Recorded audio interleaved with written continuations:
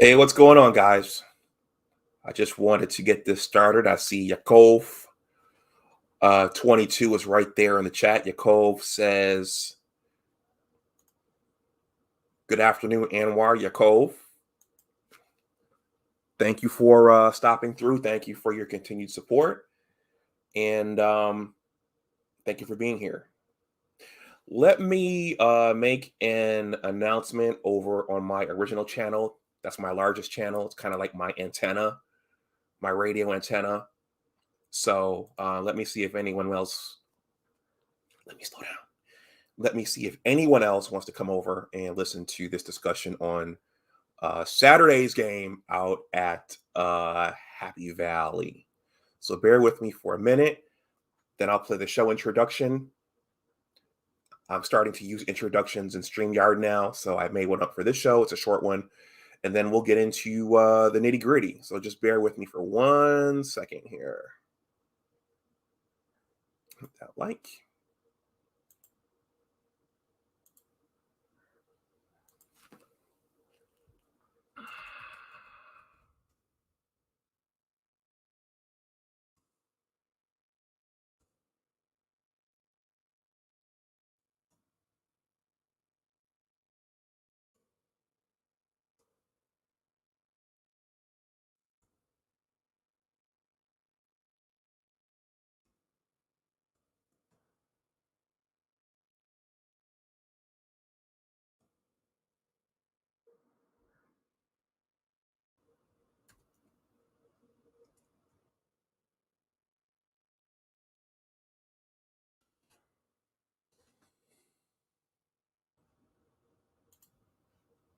Okay.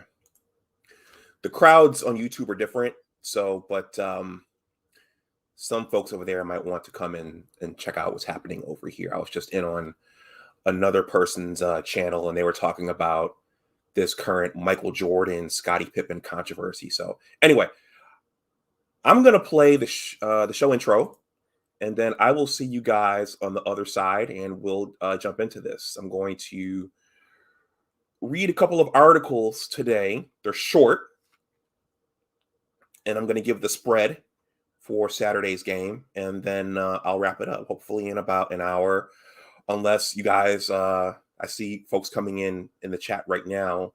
Unless you guys are pretty fired up in the chat, I'll let this go about an hour and I'll stop. It's a day off. It's a federal holiday, so I'll see you guys on the other side of the intro.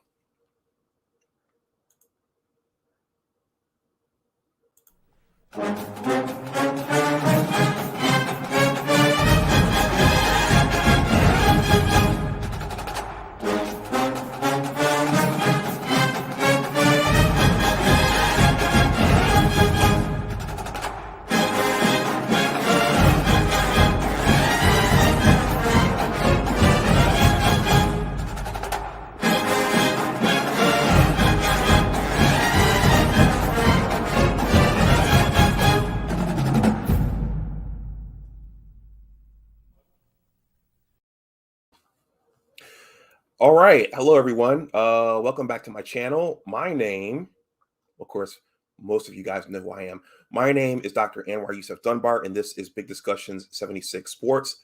First of all, please like this stream. And if you're watching on the playback, please like this video.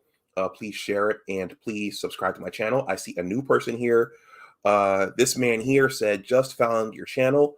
Looks interesting. Well, thank you for being here. The man here. Hopefully you subscribe and you come back.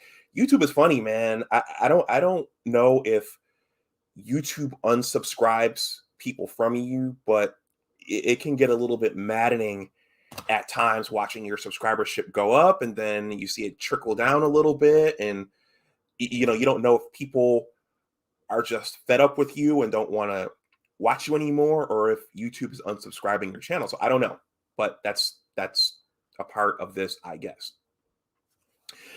All right, guys, this is part two of a triple header for me. It's a federal holiday, and as a civilian employee, thank you for subscribing, the man here.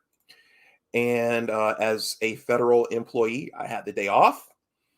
So, you're off from your 9 to 5. So that's more time to work your 5 to 9. And then hopefully at some point, maybe you can replace your 9 to 5 with your 5 to 9. Speaking of 5 to 9s, you guys know that I'm a writer. That's why I came here. And I'm working on a book. Been very, very busy lately trying to get this thing done and all the promotional essays. But the link for this is in the description box below in case you guys want to read about it. It's called The Engineers, a Western New York Basketball Story. And I'm really, really close to finishing a promotional video, which I'm going to debut on this channel about the book. It's a long video, but I think you guys who watch it and who have played sports, who've actually suited up in a uniform and gone to practice and felt the exhilaration of victory and the disappointment of defeat, I think you guys will dig it. So this is in the description box below in case you guys want to read about it. Speaking of basketball, speaking of Buffalo, because I'm from Buffalo, I see Abdul Gaines is in the chat there. Let me acknowledge my channel's resident super fan. He trolls us. He tells us how Michigan not making the Final Four was a missed opportunity. He defects over to the rival school, and he comes in here and he gives us the business. But I appreciate what Abdul Gaines does. I appreciate his passion, and I appreciate his fandom. So speaking of Buffalo, I believe the University at Buffalo and our Maize and Blue just opened up their basketball seasons last night. And as to be expected, the Wolverines won that game 88-76. So the high score for my hometown UB Bulls, because you guys know I went to Michigan, but I'm originally from Buffalo. So that's why you see Buffalo Bills shows pop up periodically. I think all of us predicted that the Bills would go to the Super Bowl. But at this point, that's looking a little uncertain right now. But anyway, the high score for the UB Bulls was, it looks like this Jonathan, I don't know if that's a misspelling, Williams with 32 points, and then followed by Ronaldo Segu, and then Josh Mbella, and then the Wolverines were led by Hunter Dickinson. So hopefully Hunter Dickinson gets more assertive, closer to the basket this year. But Hunter Dickinson led the Wolverines with 27 points. Eli Brooks scored 11. Caleb Houston scored 11. And Terrence Williams II scored 15. So hopefully Hunter Dickinson asserts himself closer to the basket more. And hopefully the Wolverines make smarter plays this year on the basketball court, because I think that that game they lost against UCLA, that Abdul Gaines kind of wrote us all about, that was a winnable game. And I thought that instead of, I think it came down to the point guard, Mike Smith was his name, I think, him shooting the ball versus getting it down low to Hunter Dickinson. I thought that they should have pounded the ball more in that regional loss, which Abdul Gaines gave us the business about. But anyway, that's that. The Wolverines have Penn State coming up on Saturday out in Happy Valley. It is a noon time kickoff. Let me pull up the Big Ten standings right now. Let's see. So we can take a quick look at that. Big Ten football standings.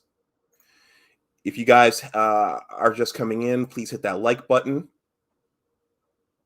See, there goes Abdul Gaines right now. Abdul Gaines, it was a successful season. They just fell short of making the Final Four. Let's see, Big Ten football standings. So this is the way the Big Ten East. Where did that go? Why did that do that?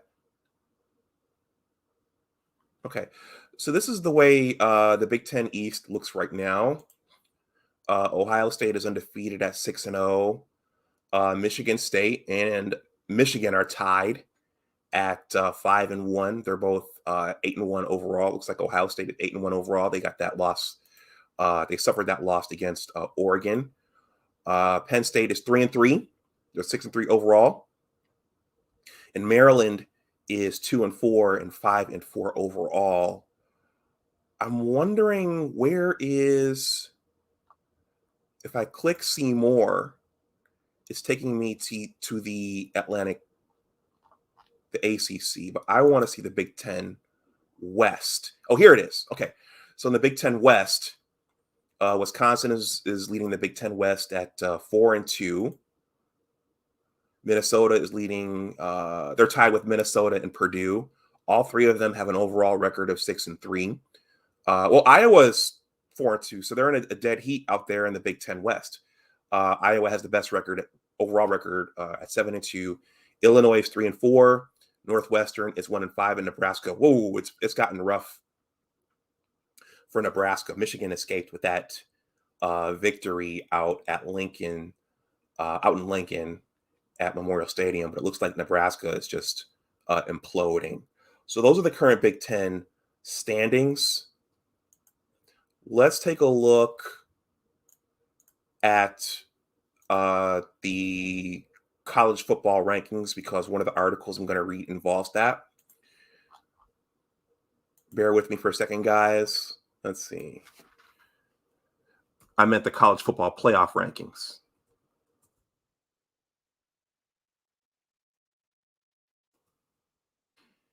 They need to just go ahead and expand that thing to 8 teams right now. Just do it. I mean, everybody wants to see it.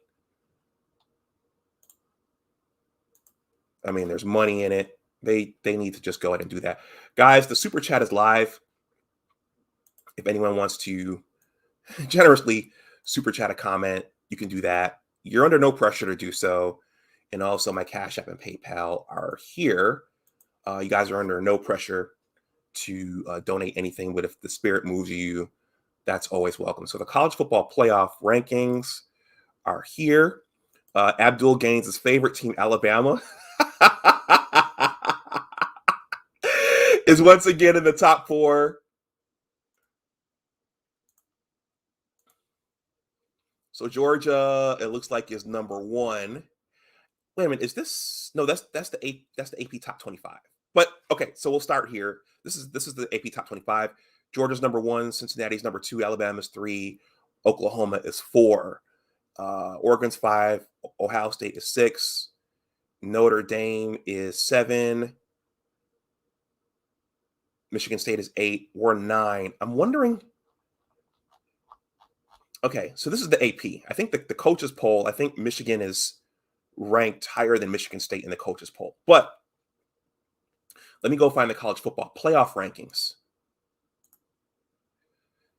Okay, that's what that brought up. What are their okay, who are the top 4 teams? Okay.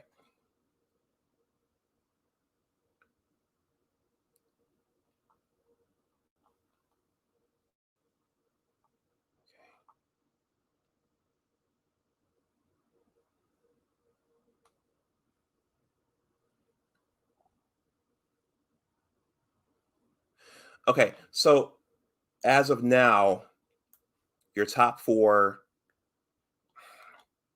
computers. Where'd it go? Oh, there it is. Okay, there's so many pop-ups. Okay, hold on, guys. This thing is doing its own thing. I have a spinning circle here.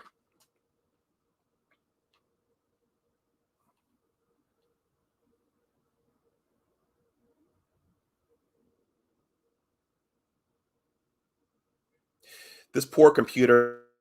This computer is the workhorse of my operations. I ask it to do a lot. Okay, looks like we're back. Okay, so as of now, your top 4 college football playoff teams are Georgia, Abdul Gaines' favorite team, Alabama, Oregon, and the Ohio State.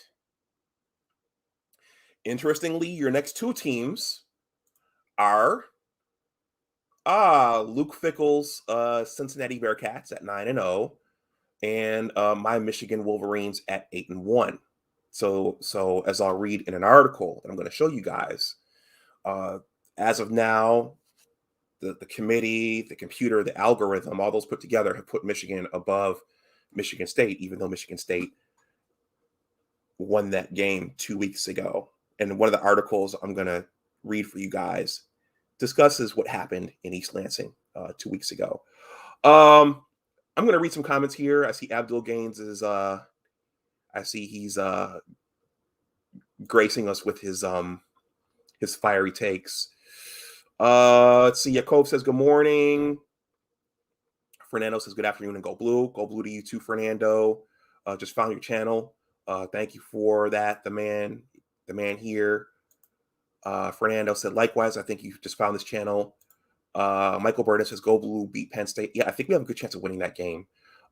Happy Veterans Day to all the vets out there. Jacob says, Anwar, did you have mixed feelings between Buffalo and U of M? No, not really. I mean, it's Buffalo, in college basketball, you have your major teams, and those teams have players like Hunter Dickinson who are 7 feet, and you have guys who are ready to go to the NBA. Well, most of those guys are one and done, or they don't even go to college these days. But your UB teams, your smaller tier teams, if they can get those early wins, that's good. But oftentimes those games are to make money, so you don't really expect Buffalo to upset Michigan. And if they do, that's bad for Michigan.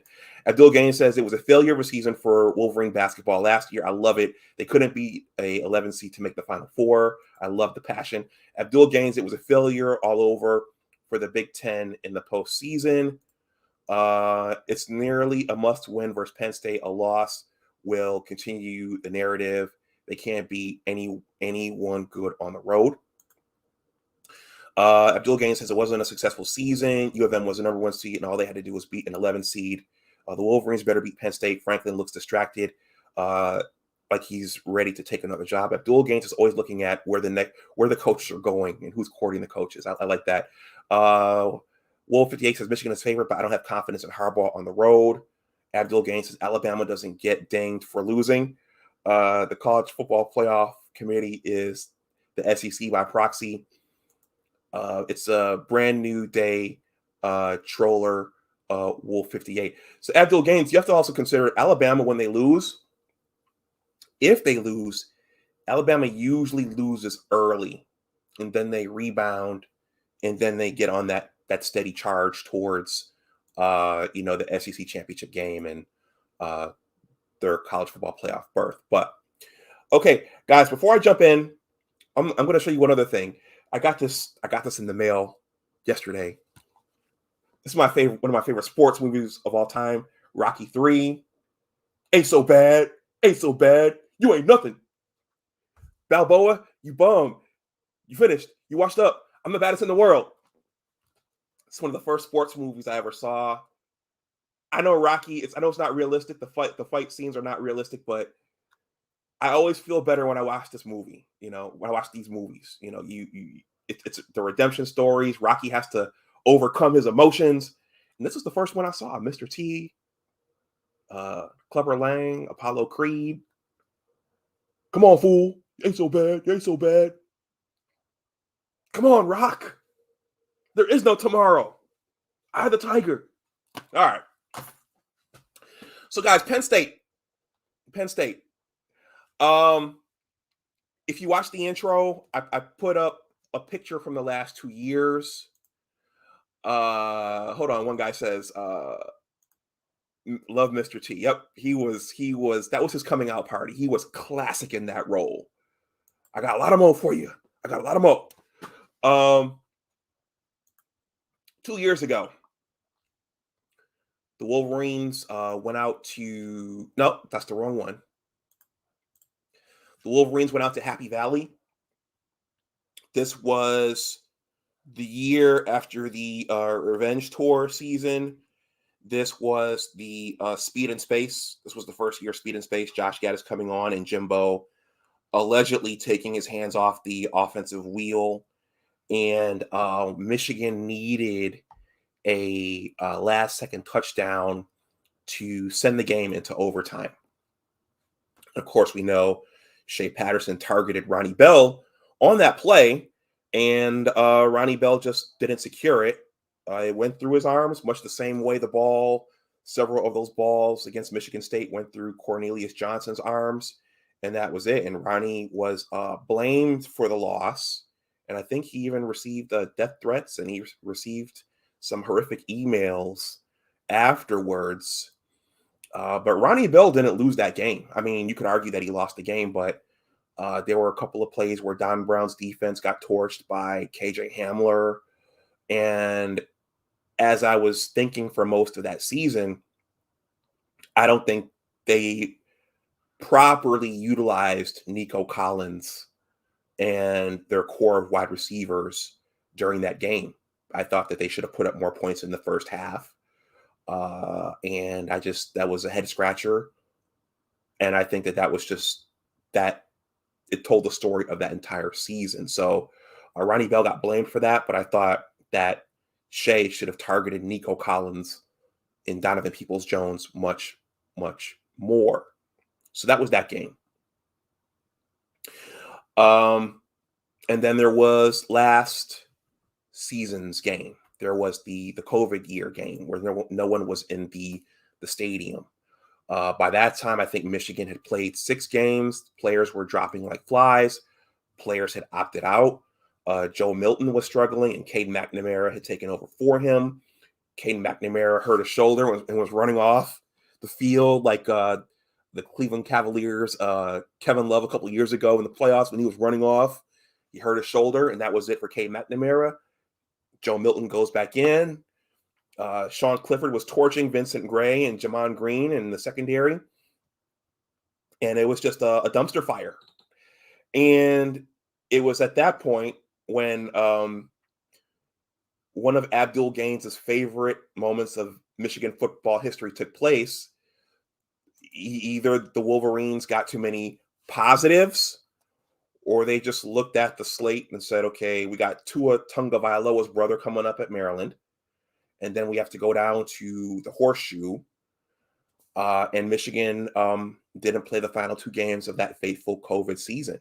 So those were the last 2 Penn State games, both losses for Michigan. And, I think it's important to keep in mind that last year was bizarre for most teams. A lot of the guys, a lot of the veteran guys who could have come back opted out. And you had a bunch of young guys in there, teams that I think it started to figure out Don Brown's defense, and it was just a perfect storm, and it turned into a dumpster fire. And either they got too many positives or they pulled the plug before those final 2 games with Maryland and Ohio State. But fortunately, it's a new year. So I have 3 short articles I'm going to read through, and then I'm going to look at the predictions for Saturday's game, and then I'll shut this down because I have some other things to do. I think I want to go to the gym. Speaking of Rocky 3, I'm going to go to the gym and hit the bag a little bit. I did weights the last 2 days, but I'm going to hit the bag a little bit, which is a very good workout if you're not familiar with hitting the bag. Let me check my likes here. Guys, please get those likes up. Please get those likes in the double digits if you haven't hit the like button already. Okay. So in the aftermath of our controversial loss to Michigan State, there was talk of the officiating. And even though, Abdul Gaines comes in and lights the fire under our Michigan football program, I think one of the things Abdul Gaines can agree on is that sometimes the Big Ten officiating is bad. So there were reports that came out afterwards that the Big Ten officials admitted that they got the strip sack wrong. That was a difference of 7 points. And I think at the podium, Jimbo actually said that they apologized. And of course, on Twitter, there were all these reactions underneath. Well, that doesn't make up for you guys giving up the 16-point lead. That doesn't make up for you guys not being able to stop Kevin Walker. That doesn't make up for you guys not doing this, and that. But other people have analyzed it as well. And let's take a look at some of the analyses of what happened.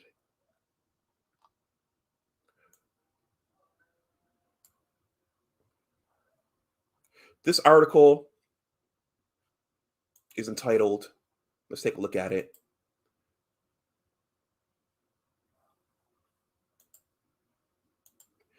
By the way, Abdul, looks like Wolf says the college football playoff doesn't have an agenda. So their choices for who makes it in every year their choices are objective and substantive, and there's no favoritism in what the college football playoff committee does. Alabama, Abdul Gaines is just that good, and they just happen to make it in. So every year. Abdul Gaines, why not just admit that Nick Saban can flat out coach, as Dick Vitale says. He can flat out coach. Okay, this article is entitled Apology Not Accepted. The Big Ten Conference Needs to Do Better. This was published on November 9th. The subtitle reads, with the process already in place that allows for officials to get the calls right, how is it that so many are still getting it wrong? This was written by Christopher Breiler. Hopefully there are no errors in this. Sometimes I read things to you guys and there are errors in them. Guys, if you're just coming in, please hit the like. The super chat is live. If you want to super chat anything, my Cash App and PayPal are there as well, if you feel so inclined to throw something in. Okay, we're 10 days removed from the epic matchup between Michigan and Michigan State in East Lansing, but the discussion over the game, particularly one play, is raging on. Now, before we go any further, I want to make something absolutely crystal clear. The officials did not cost the Michigan Wolverines a win in East Lansing. Okay, that's debatable. The harsh reality is that missed calls are just as costly as missed opportunities. The kind of missed opportunities that result in 3 points for 7 points. Michigan's persistent red zone issues, along with the defense that allowed Kenneth Walker to run for a whopping grand total of 5 touchdowns, were primarily responsible for Michigan's loss on Saturday. That being said, there's absolutely no denying that missed call certainly played a part in the outcome. Sounds like a bit of word salad to me there, as Bernard Riley says. Shout out to the Grown Man Hour. The critical mistake by officials in East Lansing took points away from the Wolverines, and they ended up losing a close back-and-forth game by a score of 37-33. There's also no denying that the Big Ten Conference has a process in place to review plays and make the right calls, as evidenced by its reported apology to Jim Harbaugh after the fact. As we all expected and saw, mistakes were made, Harbaugh said at his Monday press conference. That was the response from the Big Ten Conference. Yeah, they made a mistake. You can review the play in question below.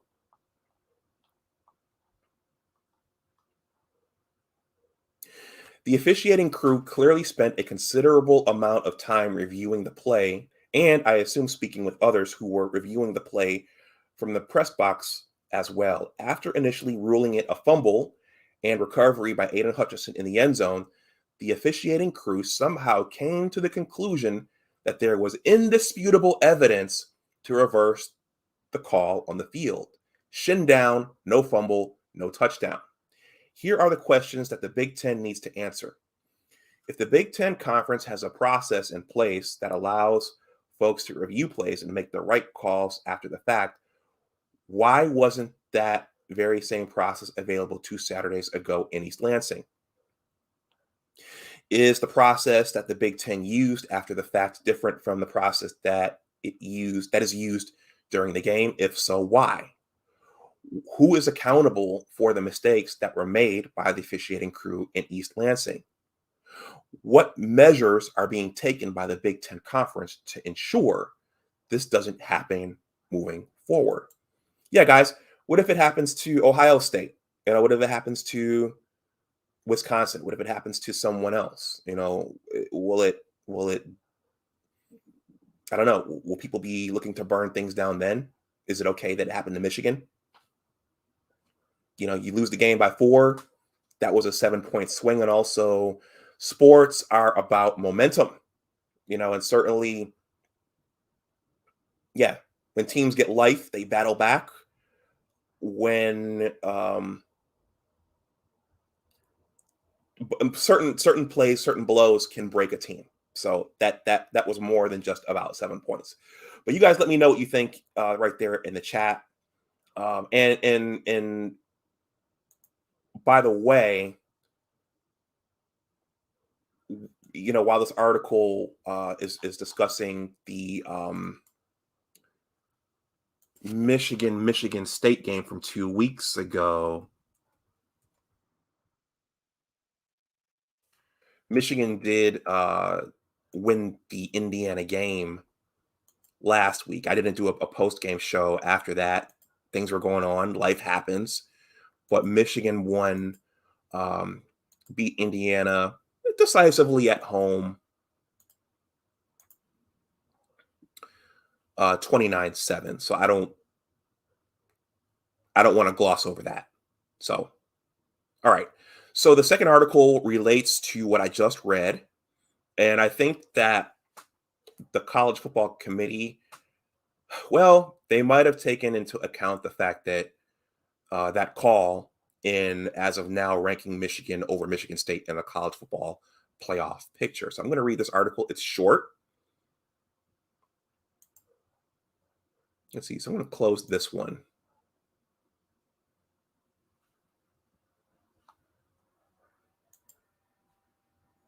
Guys, please hit that like button. Likes are free. If you haven't subscribed, please subscribe. I'm going to get to your comments after I read this one.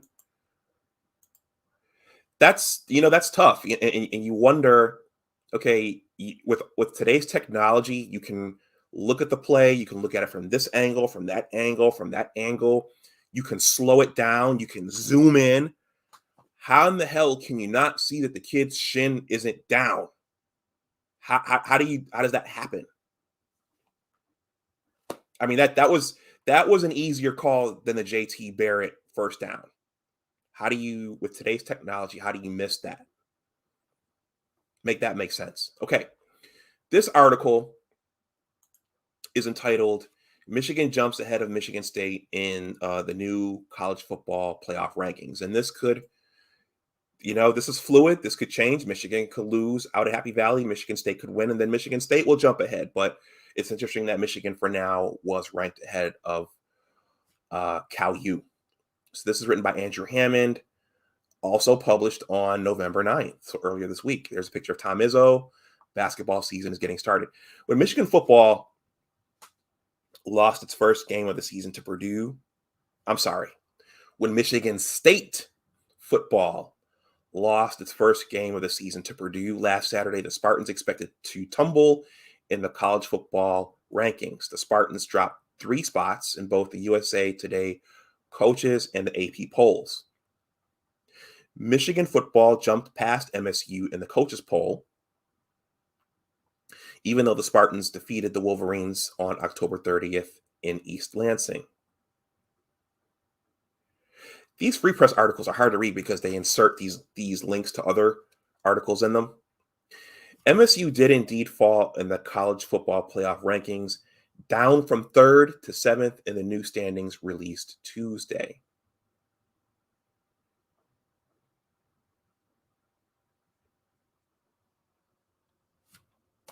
I have another spinning circle here.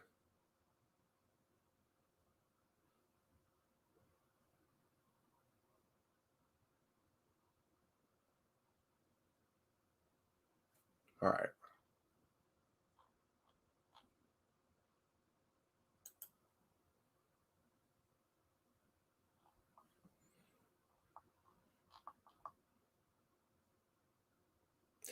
The Free Press website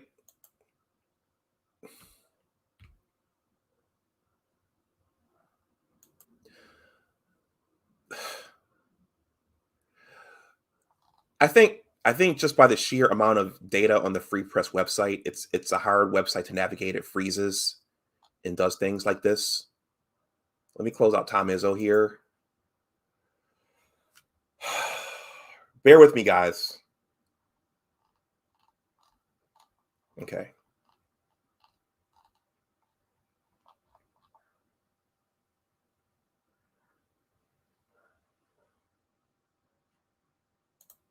Come on. Okay. As soon as I finish this, I'm closing this window because the Free Press website. Okay. And the Wolverines jumped the Spartans.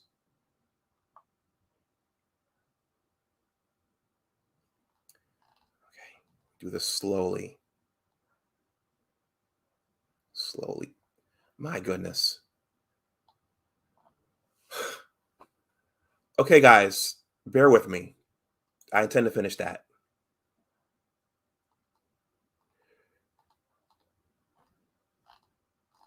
Okay.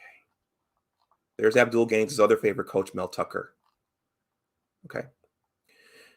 And the Wolverines jumped the Spartans, moving up one spot from number 7 to number 6.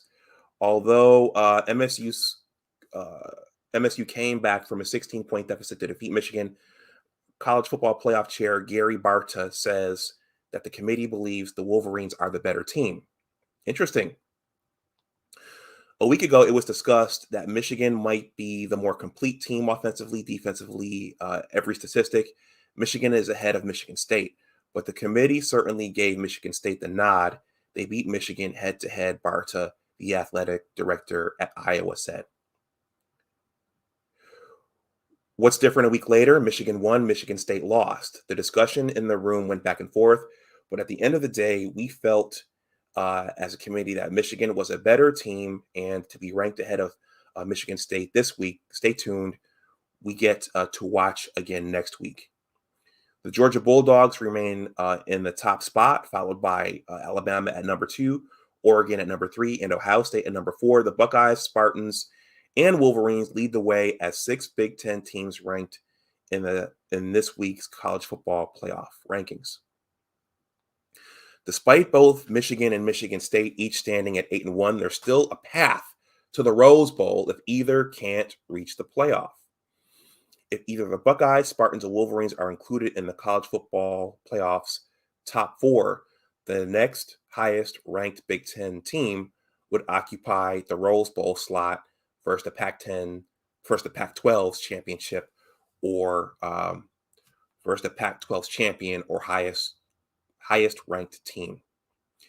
MSU's last Rose Bowl appearance came in 2013, in the 2013 season, an epic win over Stanford. Michigan last played in the 2006 Rose Bowl, losing to USC. That was after the epic game at Ohio State. There will be 3 more rankings before the final release of the college football playoff rankings on December 5th.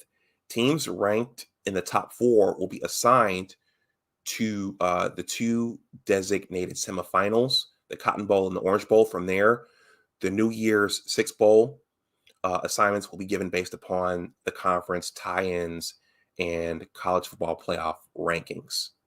All right, so that's that. So I'm closing this window from the Detroit Free Press. I'll read the last one, and then that will be it.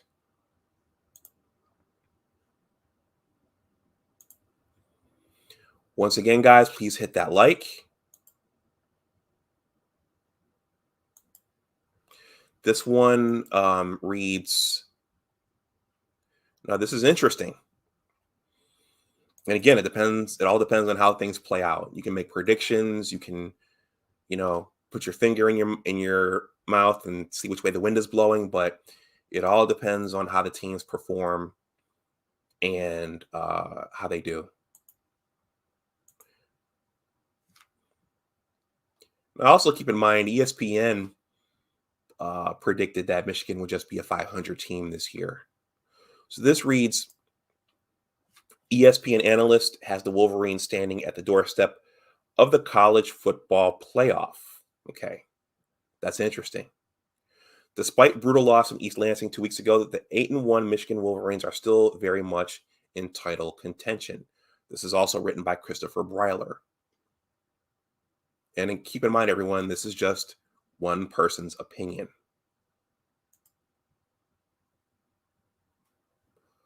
Please hit those likes. Get those likes up. It appears as though the loss to Michigan State 2 weeks ago in East Lansing may not have been fatal to the Wolverines' hopes and dreams after all. In fact, Michigan is likely to move up from number 7 when the latest college football playoff rankings are released on Tuesday. So this is before the last article. While fans wait with bated breath to see what the college football playoff committee has to say about last Saturday's events, ESPN college football analyst Kirk Herbstreit went ahead and released his own. If you're a Michigan football fan, it's safe to say you strongly agree with Herbstreit on this one, even if he's a dirty, rotten, good-for-nothing Buckeye. I think Kirk Herbstreit, even though he went to Ohio State, I like his commentary. I think Kirk Herbstreit is fair. So I don't have any issues with him, and I never have. My top 4 after week 10, Kirk Herbstreit's top 4 were Georgia, Alabama, Oregon, and Ohio State. So he guessed exactly what they got. His next 2 were Michigan and Oklahoma. With Michigan State, Ohio State, and Michigan still all very much in contention for the Big Ten East title, here are the key matchups to keep your eyes on in the coming weeks. So that's this Saturday, us against Penn State, Purdue at Ohio State, Maryland at Michigan State. So Purdue just knocked off Michigan State. Certainly Ohio State is not looking past them. But what if Purdue goes in there and knocks off Ohio State? Then this gets really, really interesting, especially if Michigan wins. And what if Maryland doesn't look like a strong team this year, but what if they last year Buckeye Alex raved about Tua's brother? What if they go in there and beat Michigan State? So things could finish in a very interesting way. So I'm going to stop this one, and then I'm going to read an article talking about Saturday's game out at Happy Valley. Let's see. And as someone stated, right now Michigan is favored to win that game, but it's out at Happy Valley. That is a raucous environment. So we don't know how the team's going to do. Hopefully they learned something in East Lansing. This reads Michigan versus Penn State prediction game and game preview.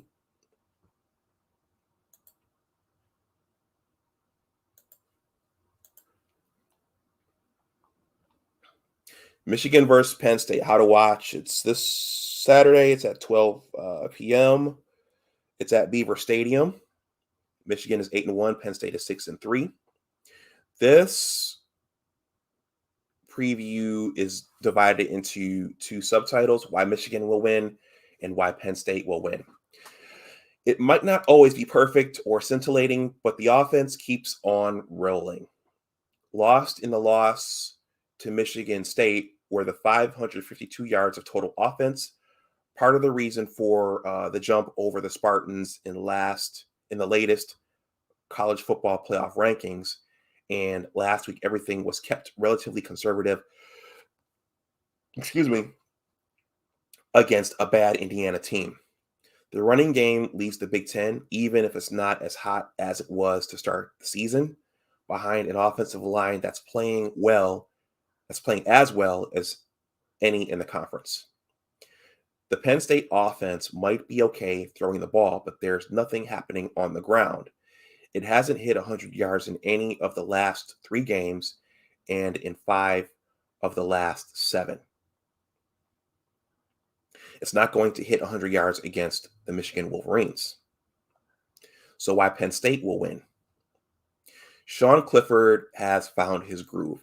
Yeah, I thought that if Clifford was still hurt, this would be an automatic W for us, but Clifford's played the position for a couple of years, so it's going to be critical that we get pressure on him, and if we can't, it could get ugly. Banged up against Iowa, the Penn State quarterback didn't do much over a 3-game stretch, but he bounced back to ball out against Ohio State and followed up his 361-yard day with 363 yards and 3 touchdowns against Maryland. Statistically, the Michigan pass defense has been fine and hasn't allowed a touchdown pass in 3 games, but it hasn't gone against anyone who can throw. Clifford isn't Matthew Stafford or anything, but he should press the Wolverines' secondary. On the other side, the run defense has held up well against everyone but Illinois. At home, the combination of a good D on third downs and a strong punting game should keep the field tilted a bit. Also, the home field advantage, the fans, everyone dressed in white, all that stuff. What's going to happen? Watch out for the Michigan passing game. C.J. Stroud in Ohio State and the Ohio State passing game went off on the Nittany Lions, in Maryland's Taulia Tungavailoa was sharp with a 371-yard day last week. Michigan won't get too much from the passing game, but there will be enough balance to keep things moving. Penn State will feed off the home energy and come up with a few big plays and nice drives, but the steadiness of the Michigan offense and a great day from the run defense will be enough to push through. Let's see, the Michigan versus Penn State Lions. The predicted score from these guys is Michigan 30 and Penn State 20. The line pick is the over-under is 48.5, so 49 points. And the ATS confidence out is out of 5 is 3. So right now, Michigan is favored to win this game, but it's out on in a hostile environment, and pretty much anything can happen. But I think the Wolverines pull this one out. I could be wrong, but I hope they pull this one out and make it interesting in the Big Ten standings. I'm going to read through your comments. I'm at 47 minutes. I'll go for about 13 more, and then I'll shut this down.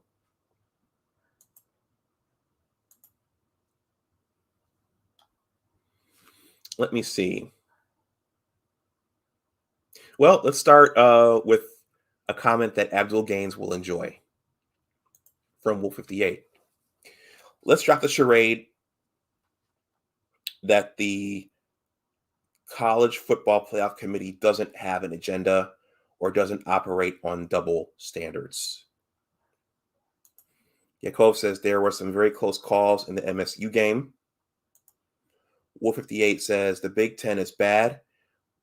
I think you mean the officiating, but it's bad for everyone. U of M is not exclusive. It's not exclusive to Michigan. Only Jim Harbaugh fans use it as a rationale for not getting the job done. Yakov says, in my opinion,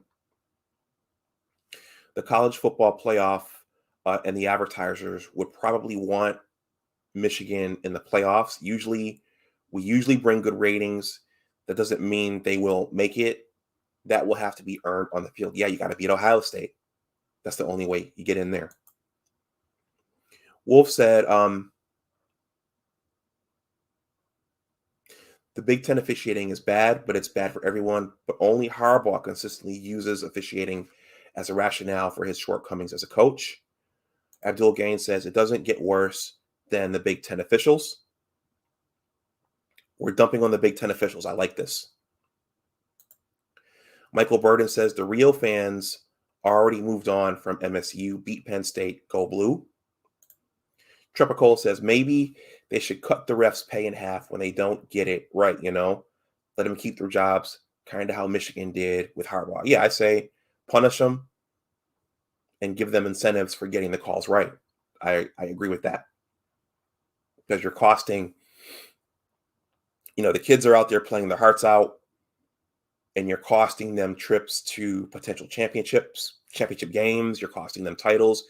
You're costing a lot of people when you make those calls wrong, and especially when you have the technology to look at those calls over and over and over again and zero in on things and look at them from multiple angles.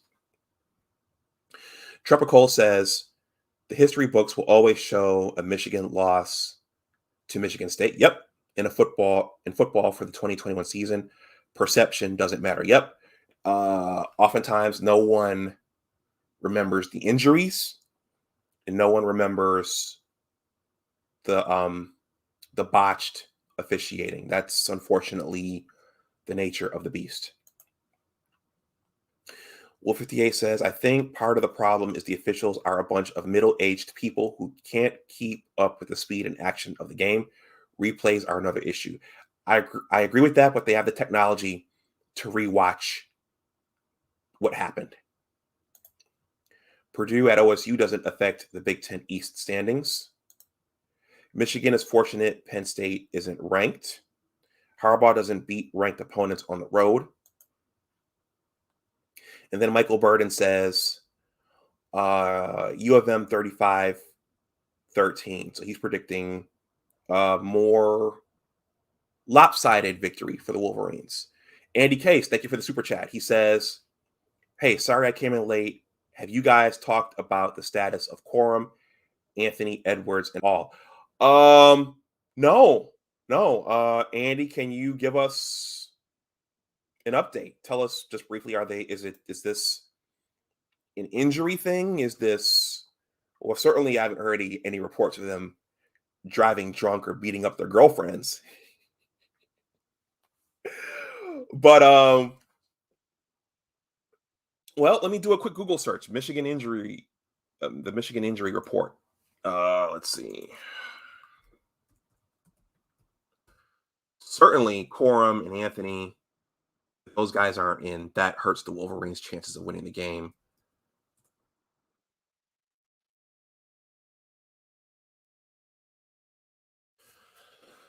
See what this pulls up. See what Google pulls up.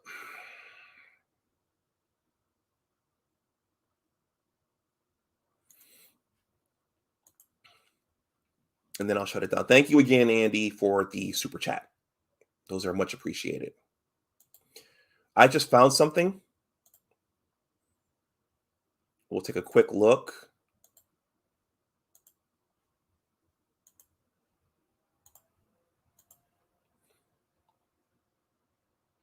Okay. This is from 4 days ago. I'll read this one. Michigan got back in the winning column Saturday, stomping Indiana 29-7. The Wolverines did have a scare at the running back position last night. Running back Blake Corum got injured in the first half, and in the second half, he was spotted with a boot. Oh, on his right foot. A boot. So from the science and medical community, a boot is bad because that suggests some breakage or some ligament damage. So that's not good. But that means more carries for Hassan Haskins. And then Donovan Edwards probably moves up in the depth chart. But if he's not playing, yeah, we're going to miss him.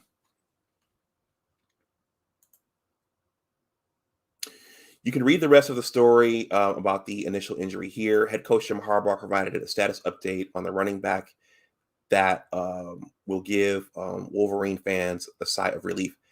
I don't think it's serious, said Harbaugh, according to Daniel Dash of the Michigan Daily. Corum, before the injury, only had 1 carry for 4 yards.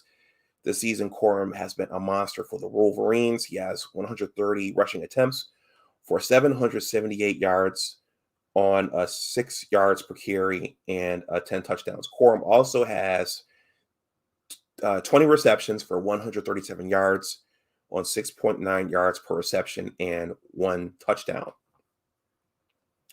Number 7, Michigan could benefit from blowing out its opponent this week, as much of the top 10 struggled or lost in the top 10 of the college football playoff rankings. Number 7, Michigan is on the road to face Penn State Saturday at noon on ABC. Let me just pull up really quickly anything I can find on Andrew Anthony, because Andrew Anthony was coming on in the Michigan State game. He caught the first touchdown pass.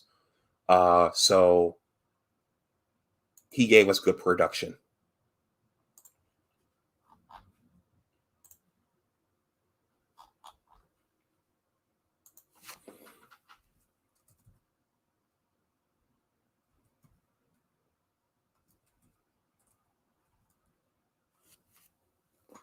I'm not even sure I spelled his name right.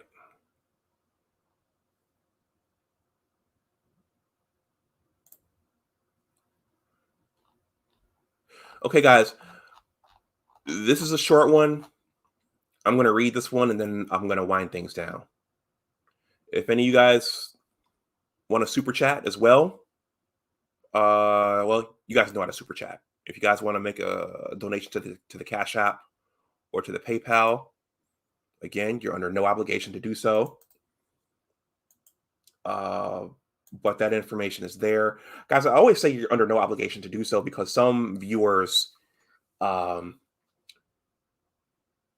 at least there's another segment of YouTube called the Black Manosphere. And I think I cut my teeth over there. Well, sort of, but over there, when content creators ask for donations or say you can make a donation, that's a big deal. Some viewers feel some kind of way about that. So I always try to strike a balance there. I appreciate your viewership. I appreciate the likes and the subscribes even more. But if you want to donate something, that's fine. Okay. I'm at 9 likes. Someone, if you haven't, please hit that like and push me over into double digits.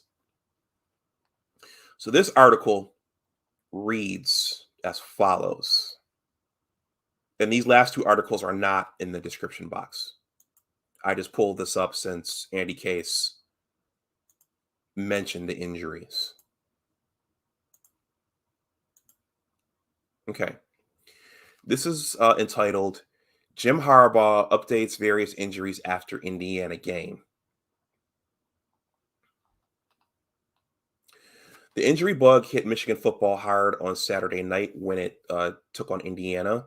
While there have been some big injuries throughout the year, from Ronnie Bell in the season opener to Trevor Keegan and Zach Zinter missing some time to Eric All and Donovan Edwards not playing on Saturday, several more key players went down against the Hoosiers. Yeah, I didn't watch the game. I was at a conference last Saturday, so I just saw the score. Collectively, Jim Harbaugh is confident the team will return healthier this next week when it travels to Penn State. Get some guys healthier next week and go about having good days. Harbaugh said, good days will be the goal now as we go down the stretch. Good day of meetings, good day of practice, and then go play the game. The big injury on Saturday was to Blake Corum, who left the game in the sidelines and returned in street clothes and in a walking boot. Harbaugh says he's not sure the extent of the injury, but he doesn't imagine that it's anything serious at this juncture. We'll see after the game. Talk to him for a little bit. Harbaugh said, I don't know how. I don't think it's serious. I don't know if it's mild, but it's somewhere less than serious. We'll see.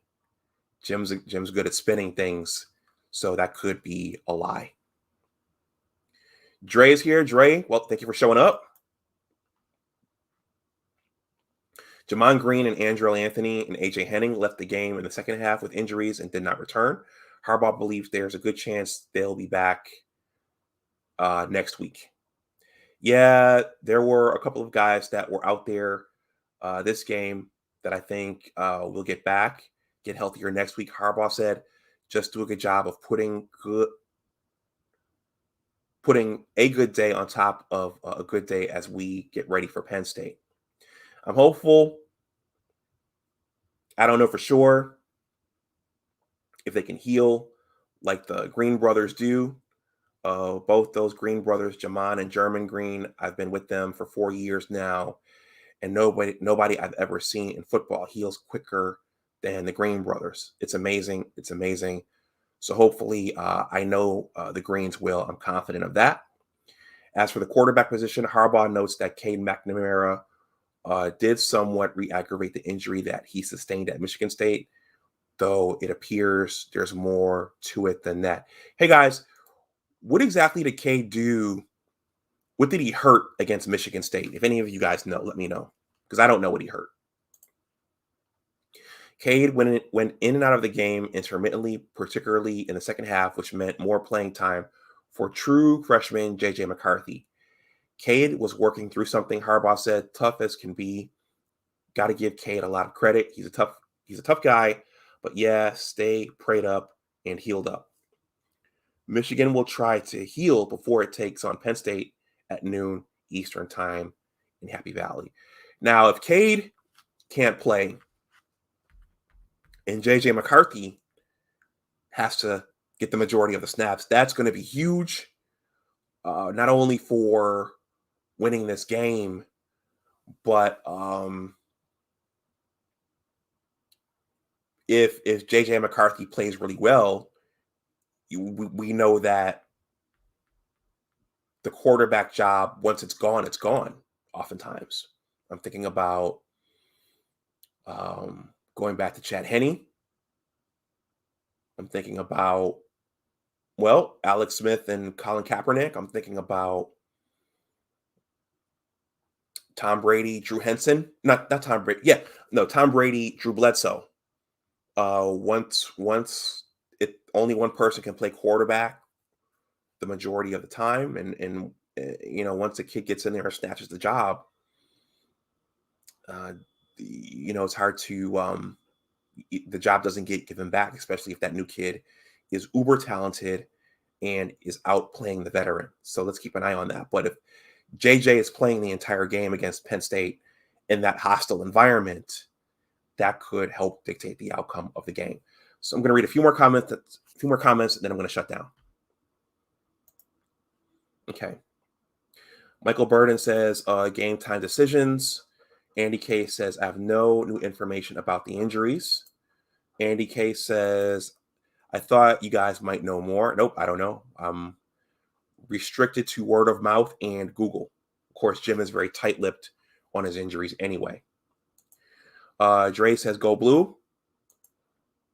He says, I think Blake has checked out. He was not the same since the MSU game. Yeah, for a running back, for a quick, shifty running back like Blake Corum, if he can't get out there and juke and make cuts, that's going to hurt his game and hurt his production. Dre says, nobody knows. Dre says, JJ is not ready. And then Andy says, I trust Cade more in a tough road environment. Yeah, unless he's absolutely forced to do it, Cade is not going to turn the ball over. So, and that's kind of what you want. You want a quarterback who can make the throws when they're there, hit the open guy, throw the guy open, but not turn the ball over. Now, for Cade, what I will be interested to see is what Johnny Olden talked about and what Devin Gardner talked about, which is Cade waits too long for the receiver to make his break before throwing the ball. What we need to see is Cade become a little more liberal about throwing the ball up there when he knows the receiver is going to break a certain way. Don't wait for the receiver to break before throwing the ball. So that's what we need from Cade going forward, assuming he's healthy. But hey, guys, that's it. I have some other things to do. I want to go to the gym and go get a few more things from the store myself. And I have another stream on my original channel tonight. So I just wanted to get in here and make something about Saturday's game. Look for a stream after the game. So I'll probably knock one out after the game, win or loss. So let's keep our fingers crossed. Guys, I'm going to take us out with Let's Go Blue. So thank you for those of you who watched this live. If you're watching on the playback, once again, please like, share, and subscribe. My Cash App and PayPal are below if you want to make a donation to the channel. Go blue. And as always, remember that your attitude determines your altitude. I will talk to you guys on Saturday, assuming nothing happens to me. But, of course, nothing would. Knock on wood. So, let's see.